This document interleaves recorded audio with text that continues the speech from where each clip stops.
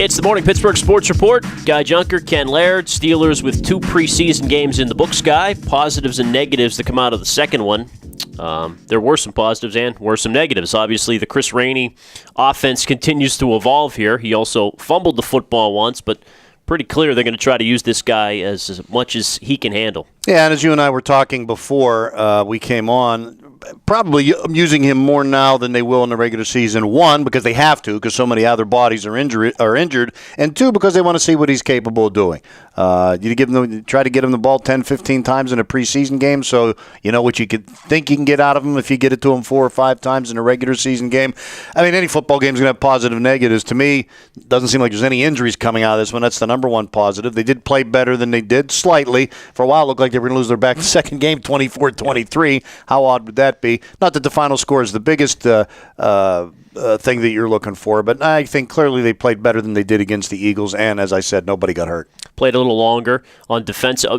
No injuries in the game, and the news before the game that Stevenson Sylvester, one of their depth linebackers, has an MCL sprain.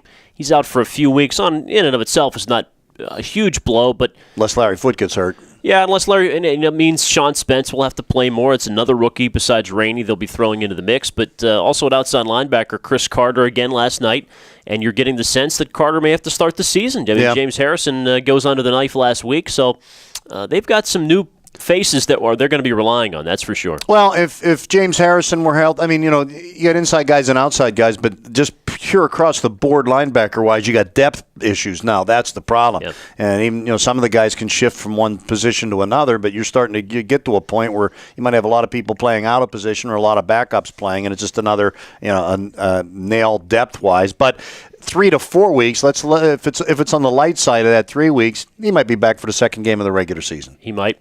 Peyton Manning, though, I think will be looking to see what kind of pressure they can show. They've been pretty vanilla on defense so far, but I'm sure LeBeau will have some packages. I mean, even Andrew Luck yesterday, when he's got time to throw. Pretty impressive, don't you think? I mean, he threw some picks, but he hung into the second quarter. It's 2 games in a row. He's led, I think, a total of 5 touchdown drives now in about 4 quarters of play. And Ike Taylor did have the interception. That's one of the big positives that Ike hung onto the football. But he'll be talking about that on these very airwaves coming up. He will, the Ike Taylor show on Tuesdays. But if you give a quarterback time, he's going to pick you apart. And Peyton Manning, I'm sure in week 1 with the Broncos on the other side, that'll be a big story of the game, whether Chris Carter and the LeBeau defense can draw some things up to get after him. If not, it could be a long day. Let's face it. Yeah, and you're going to be, without Ryan Clark in the first game in Denver, just another, personnel issue you got to deal with defensively. It's like he's hurt for the opener, too. Well, to Buffalo for the preseason game that matters the most this Saturday. We'll be discussing it all week. Hope you could join us at Trib Live Radio, triblive.com. Guy Junker and Ken Laird, Monday through Friday from 10 a.m. to 12:30.